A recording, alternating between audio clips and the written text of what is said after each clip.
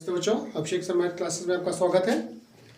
तो पिछला वीडियो आपने देखा होगा, तो उम्मीद करते हैं बड़ा अच्छा लगा होगा आप लोगों को। आप लोगों ने अच्छे से देखा भी उसे, और उम्मीद करते हैं समझ में भी आया होगा। और कल हम क्लास नहीं दे सके, कोई थोड़ी सी टेक्निकल प्रॉब्लम हो गई। ऐसा हुआ कि वीडियो बनाया भी, उसके बाद कुछ एरर पॉइंट दिखाने लगे, तो वही दोबारा हमें क्लास फिर से ये कंटिन्यू करनी पड़ रही है। तो अगर वीडियो अच्छा लगा है तो कमेंट जरूर करते रहें, कमेंट करके बताते रहें कि वीडियो आपको कैसा लग रहा है। और अगर चैनल को सब्सक्राइब नहीं किया है तो सब्सक्राइब जरूर कर लें। तो अपनी क्लास को आगे कंटिन्यू करते हुए आगे बढ़ते हैं। क्वेश्चन कहा गया, निश्चित समाकलन की सहायता से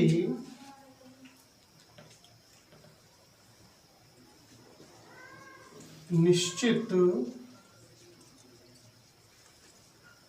समाकलन की सहायता से निश्चित समाकलन की सहायता से त्रिभुज का क्षेत्रफल ज्ञात कीजिए।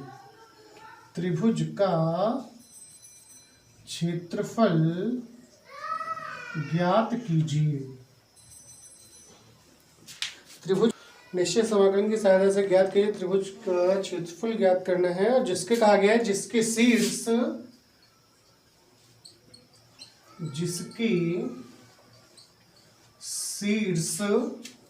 दिए गए हैं।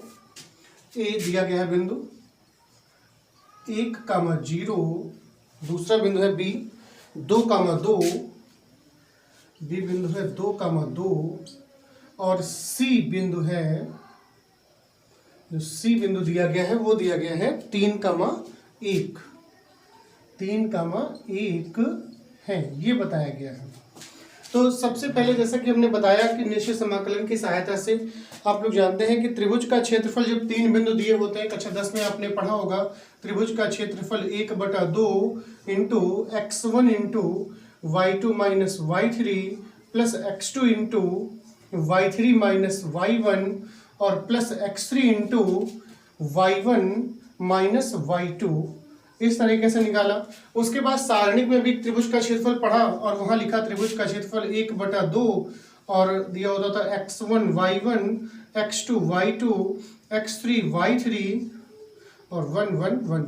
इस तरीके से, क्योंकि ये जो फार्मूला है वो इसी से बना, ये फार्मूला जो है जो आप हाई स्कूल में पढ़ते थे वो इसी ये सारणिक वाले तरीके से ही फार्मूले का ये निर्माण हुआ। तो ये दोनों लगभग एक ही फार्मूले हैं, बस अंतर ये है कि ये हाई स्कूल में पढ़ा जाता है और ये फिर इंटर में पढ़ रहे हैं हम लोग, बस और से ज़्यादा कुछ नहीं। लेकिन यहाँ पर जैसा कि पहले इन्होंने कहा कि निश्चित समाकलन की सहायता से त्रिभुज का क्षेत्रफल ज्ञात करना है, तो निश्चित समाकलन की सहायता से ज्ञात करने के लिए हमने बताया कि सबसे पहले हम इस त्रिभुज का चित्र बनाएंगे, इन बिंदुओं को कार्तीय तल पे निरूपित करेंगे और एक चित्र बनाएंगे कुछ इस तरीके से। और x अक्ष पे 1 2 3 तक है पॉइंट, 1 2 और 3। उसके बाद y अक्ष पे चूंकि 2 ही पॉइंट तक है तो 2 ही तक रख लेते हैं, 1 और 2। क्लियर हुआ? तो जैसा पहला बिंदु कहा गया है 1,0, मतलब x अक्ष पर 1 खाने चलना है और y अक्ष पे कुछ भी नहीं जाना है, तो 1,0 ये बिंदु हो जाएगा। क्लियर हुआ? 1,0 ये बिंदु होगा 1,0, और इसका जो नाम दिया गया है, इसका जो नाम है वो है ए, ये हो गया ए बिंदु। उसके बाद कहा गया है 2,2, मतलब x अक्ष पर 2 खाने चलेंगे और y अक्ष पर 2 खाने, तो यहां पर पहुंच जाएंगे लगभग 2,2, है ना। और ये जो बिंदु है 2,2 का था, और इसका नाम जो है वो है B। वैसे ही तीसरा जो बिंदु दिया गया है वो है C, 3,1, मतलब x अक्ष पर 3 खाने चलना है और y अक्ष पर 1 खाना, तो लगभग कुछ यहां पहुंच जाएंगे, ठीक है ना। 1,3 ये बिंदु था C, और ये होगा 3,1 और 3,1। क्लियर हुआ? तो अब हम इन बिंदुओं को मिला के सबसे पहले एक त्रिभुज की रचना करेंगे। तो ए बिंदु को बी से मिलाएंगे, बी को सी से, और सी को ए से या ए को सी से, ऐसे इस तरीके से हमारा त्रिभुज बन जाएगा। और इसमें त्रिभुज का क्षेत्रफल पूछा गया है, तो हम त्रिभुज का जो क्षेत्रफल है उसे छायांकित कर देंगे। तो इसे छायांकित कर लेते हैं। ये इस तरीके से छायांकित कर लिया, मतलब इस भाग का हमें क्षेत्रफल ज्ञात करना है। तो सबसे पहले तो जो बिंदु है उनको हम x अक्ष के अकॉर्डिंग लंब डाल देते हैं उस पर, यूं इस तरीके से। बी बिंदु से भी डाल दें ऐसे ही, कुछ इस तरीके से। और इनका जो नाम है, एक को हम डी कर लेते हैं, मान लेते हैं ये डी बिंदु है और ये ई बिंदु है और ये जो बिंदु है ये है एफ। क्लियर हुआ? तो बिंदु डी जो है इसका निर्देशांक होगा क्या? क्योंकि बिंदु डी जो है वो x अक्ष पर है, तो इसलिए ये बिंदु होगा 2,1। वैसे ई बिंदु है वो भी x अक्ष पर है, तो इस बिंदु का जो निर्देशांक होगा वो 3,0, यहाँ पे थोड़ी सी गलती है, 2,0 होगा। 2,0 x अक्ष पर है। जब ये बिंदु x अक्ष पर होगा तो y निर्देशांक 0 होगा, और y अक्ष पर होगा तो x निर्देशांक 0 हो जाएगा। क्लियर हुआ? तो सबसे पहले तो ये देखना है कि जैसे हम लोग समाकलन जब निकालते थे, जब क्षेत्रफल निकालते तो लिखते हैं integration limit a to b मान लेते हैं, और यहाँ लिखते हैं y dx। तो ये y जो है ये कहाँ से आएगा? y आता है जो वक्र के समीकरण दिए होते हैं, कि वक्र के समीकरण। तो यहाँ पर वक्र की जगह पर क्या है? यहाँ पर जो है वो सरल रेखाएं हैं, है ना, सरल रेखाएं। तो सरल रेखाओं का अगर हमें समीकरण पता होगा तो हम y का मान वहां से निकाल लेंगे। क्लियर हुआ? समीकरण से y का मान निकालना होगा, और y का जो मान आएगा वो हम यहाँ पर लगाएंगे और उसे हल करेंगे। क्लियर हुआ? तो सबसे पहला काम तो ये होगा कि हम पहले जो इसमें रेखाएं आ रही हैं, रेखाएं कौन सी बनेंगी त्रिभुज के हिसाब से? ए बी, बी सी और सी ए। इन रेखाओं के सबसे पहले समीकरण ज्ञात करते हैं। तो दो बिंदुओं से जाने वाली रेखा का समीकरण आप लोग जानते होंगे कि y माइनस y1 बराबर, तो y2 minus y1 upon x2 minus x1 into x minus x1। Clear है? ये आप लोगों ने कक्षा 10 में भी पढ़ा होगा, सरल रेखा चैप्टर में, कक्षा 11 में भी पढ़ा होगा, संघ परिच्छेद में नहीं, सरल रेखा ही चैप्टर उसमें भी। तो यहां पर पहले निकालेंगे, यहां लिखेंगे कि बिंदुओं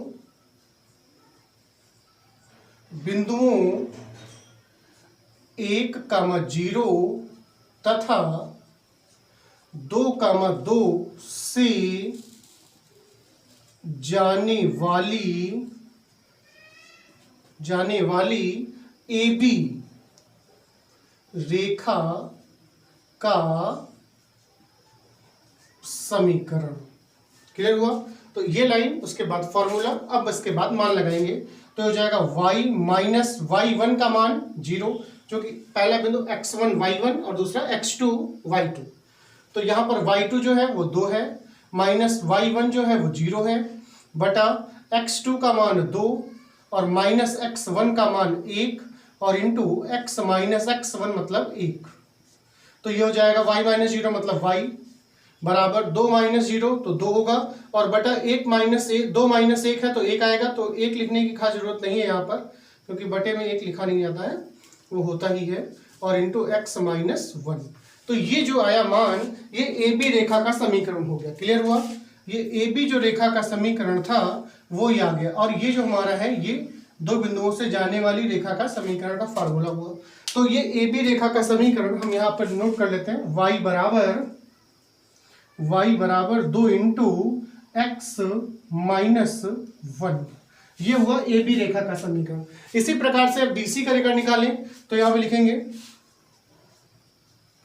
बिंदुओं 2,2 तथा 3,1 से जाने वाली बीसी रेखा का समीकरण। तो चूंकि फार्मूला यही रहेगा जो लिखा हुआ है, तो इसी के हिसाब से मान लगाते चले जाएंगे। तो ये हो जाएगा y माइनस y1 है, तो y1 की जगह पर 2 बराबर, फिर क्या है y2 माइनस y1, तो y2 का मान है 1 माइनस y1 का मान, यहाँ पे y1 का मान 2 और बटा x2 का मान 3 और माइनस x1 का जो मान है वो है 2 और इंटू x माइनस x1 का मान 2। तो ये हो जाएगा y माइनस 2 बराबर ऊपर बचेगा -1 और बटा 1 और इंटू x माइनस 2। तो -1 बटा 1 का मतलब -1 ही रहेगा, तो y माइनस 2 बराबर, तो -1 यहाँ पर है और इंटू x माइनस 2।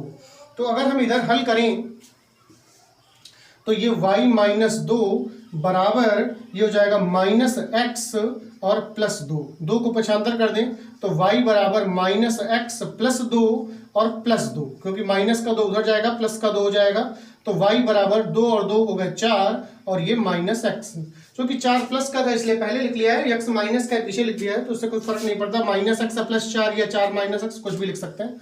तो ये जो रेखा थी BC रेखा, इसका समीकरण है y बराबर 4 -x। क्लियर हुआ। अब एक तीसरी रेखा जो है AC रेखा का समीकरण निकालेंगे। तो AC रेखा का समीकरण निकालने के लिए तो चित्र बन चुका है, क्वेश्चन को रफ कर लेते हैं।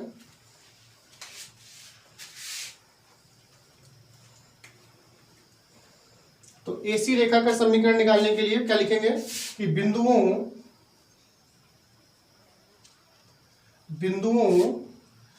1,0 तथा 3,1 से जाने वाली AC रेखा का समीकरण।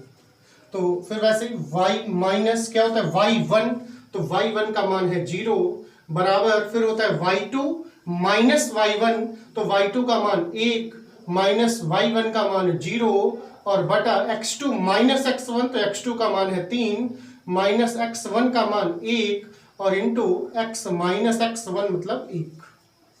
तो ये हो जाएगा y बराबर, तो ऊपर 1 होगा और बटा 3 माइनस 1 मतलब 2 और इंटू x माइनस 1।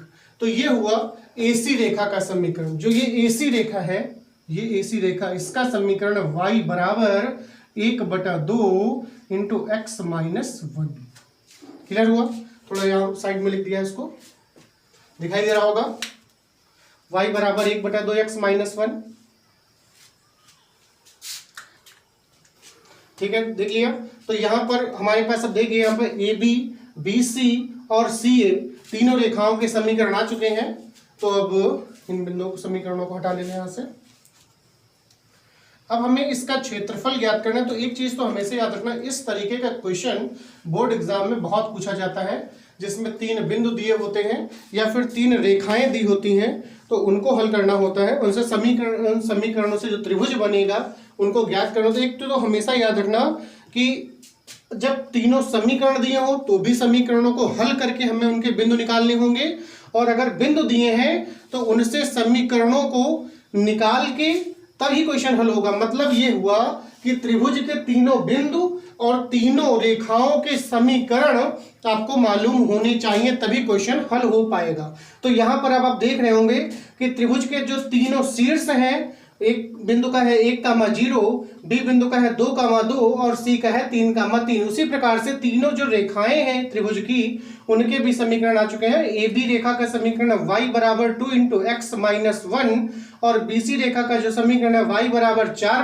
- x है, और AC जो AC या CA रेखा जो है उसका समीकरण है y बराबर 1/2 x माइनस 1।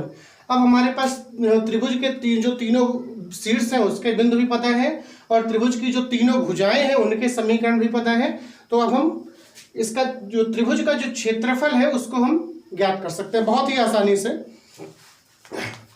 तो आपको ये समझ लेना है कि मेहनत तो आपको बहुत करनी ही पड़ेगी। तो अब अपने क्वेश्चन पे देखिए, ध्यान दीजिए। तो यहाँ पर आप देख रहे होंगे कि त्रिभुज के तीनों भुजाओं के समीकरण और तीनों शीर्षों के बिंदु जो हैं वो मालूम हो चुके हैं। तो त्रिभुज का क्षेत्रफल निकालना है। तो त्रिभुज का क्षेत्रफल निकालने के लिए हम यहाँ पर 2 भागों में बांट लेंगे इसको। तो एक जो ABD है, ABD त्रिभुज दिखाई दे रहा होगा। तो ABD से अगर हम त्रिभुज ADF को अगर माइनस कर दें तो जो त्रिभुज बचेगा वो होगा ABF। क्लियर हुआ? उसी प्रकार से इस वाले भाग में से जो है भाग जो चतुर्भुज के आकार का दिखाई दे रहा है BCED, दिखाई दे रहा है ना, BCED, ये वाला चतुर्भुज, उसमें से ये चतुर्भुज जो दिखाई दे रहा है कौन सा है? वो चतुर्भुज है CEDF। अगर इसको हम माइनस कर दें तो बचेगा कौन सा भाग? ये त्रिभुज बचेगा BCF। तो हमें दो त्रिभुजों के क्षेत्रफल मालूम हो जाएंगे और दोनों को जोड़ देंगे तो त्रिभुज ABC का क्षेत्रफल मालूम हो जाएगा। क्लियर हुआ? तो इस प्रकार से हम इस त्रिभुज का क्षेत्रफल ज्ञात कर लेंगे। तो ये मान के चलिए आपको मेहनत बहुत करनी पड़ेगी और मेहनत भी ऐसी करनी पड़ेगी कि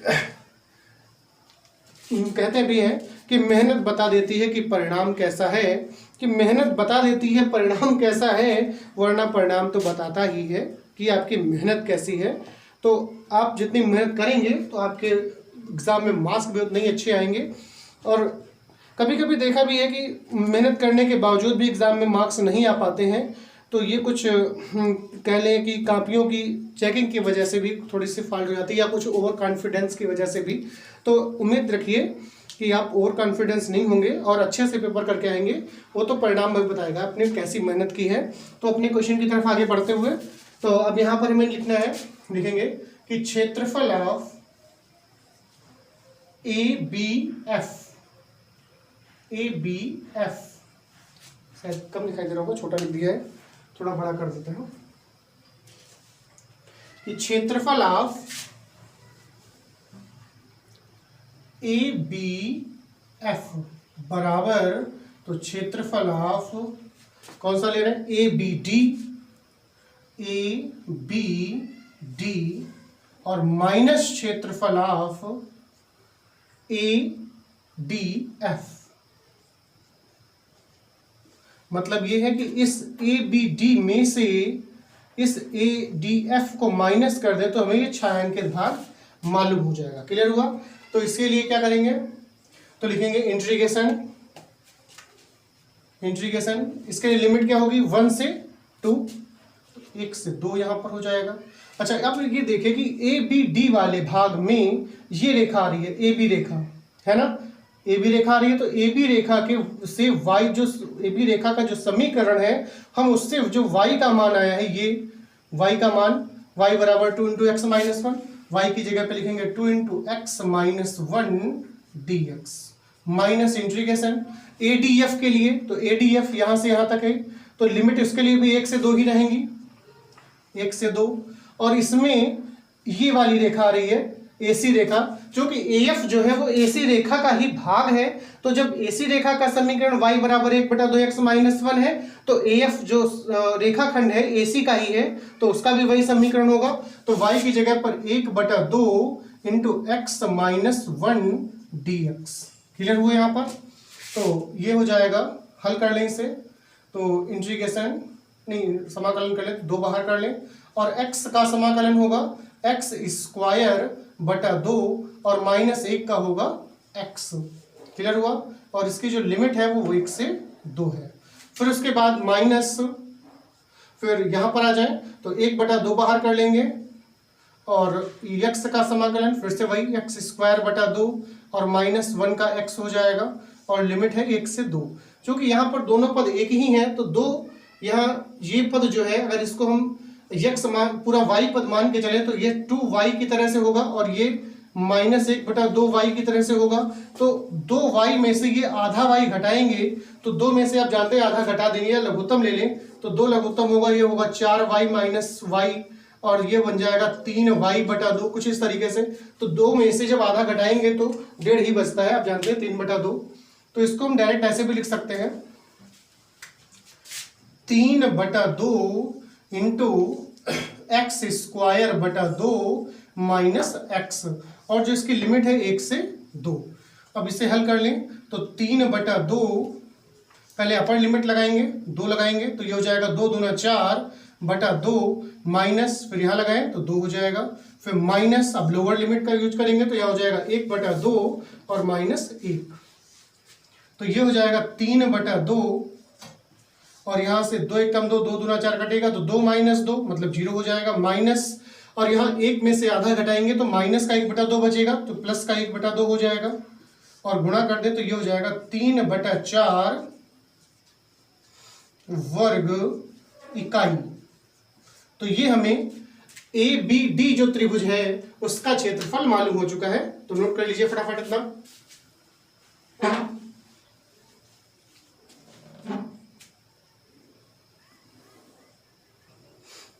तो फिर इतना नोट हो चुका है। उसके बाद अब बात करेंगे इस BCF त्रिभुज की। तो BCF त्रिभुज के क्षेत्रफल के लिए भी जैसे बताया कि BCED चतुर्भुज में से इस CEDF चतुर्भुज के क्षेत्रफल को घटा दें तो हमें BCF त्रिभुज का क्षेत्रफल मिल जाएगा। तो यहां पर लिखेंगे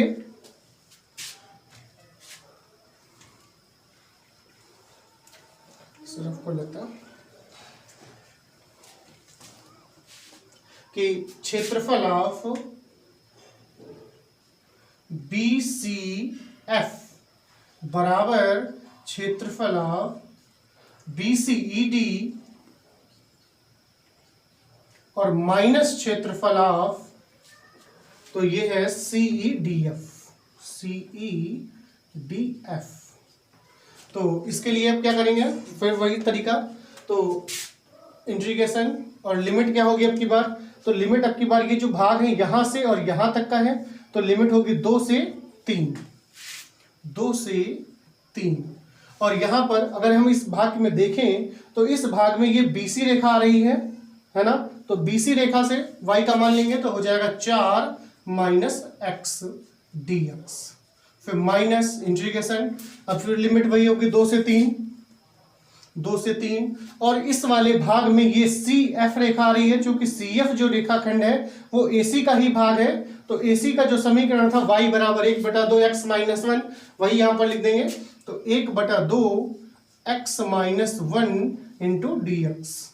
तो इसे हल करें तो 4 का हो जाएगा 4x और माइनस x का होगा x²/2, और इसकी जो लिमिट है वो है 2 से 3।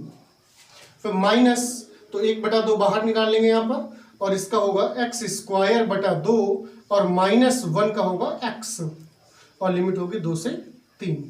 बस इसी को हल करना है। तो ये हो जाएगा, पहले अपर लिमिट लगाते हैं, तो यहाँ लगाएंगे तो ये हो जाएगा 12, और माइनस यहाँ लगाएंगे तो हो जाएगा 3 × 9/2। फिर माइनस, अब लोअर लिमिट लगाएंगे तो ये हो जाएगा 4 दूना 8, और माइनस यहाँ लगाएंगे तो 2 दूना 4/2। फिर माइनस 1/2, अब इसमें लगाते हैं मान, तो पहले अपर लिमिट लगाएंगे तो ये हो जाएगा 3 × 9/2 माइनस 3, फिर माइनस, और जब लोअर लिमिट लगाएंगे तो हो जाएगा 2 दूना 4/2 माइनस 2। तो अब इसी को आगे हल कर लें। तो ये जो पद है यहाँ पे लघुत्तम लेंगे, और ये हो जाएगा 12 दूना 24, 24 में से 9 घट जाएगा तो हो जाएगा 15/2। फिर माइनस, और यहाँ पर 2 दूना 4 कटेगा तो 8 में से 2 घटेगा तो माइनस का, यहाँ पर चूंकि पहले से माइनस लगा हुआ, 8 में से 2 घटाएंगे 6 हो जाएगा।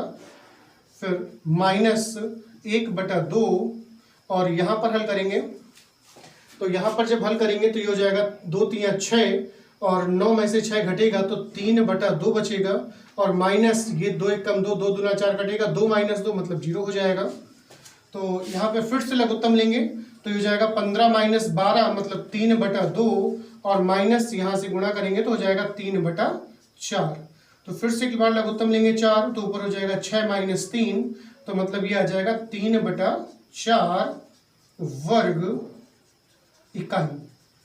क्लियर हुआ। तो अब यहाँ पर ये देखेंगे कि BA और F जो त्रिभुज था ABF, इसका जो क्षेत्रफल आया है वो 3/4 वर्ग इकाई आया है, और जो अभी ये BCF का जो क्षेत्रफल निकाला ये भी आया है 3/4 वर्ग इकाई। तो दोनों को सिंपली जोड़ दें, तो दोनों को अगर जोड़ दें तो हमें इस पूरे त्रिभुज का क्षेत्रफल मिल जाएगा। तो यहाँ लिखेंगे कि जो कि क्षेत्रफल ऑफ त्रिभुज ABC बराबर, तो क्षेत्रफल ऑफ त्रिभुज ABF और प्लस क्षेत्रफल ऑफ त्रिभुज BCF। क्लियर हुआ?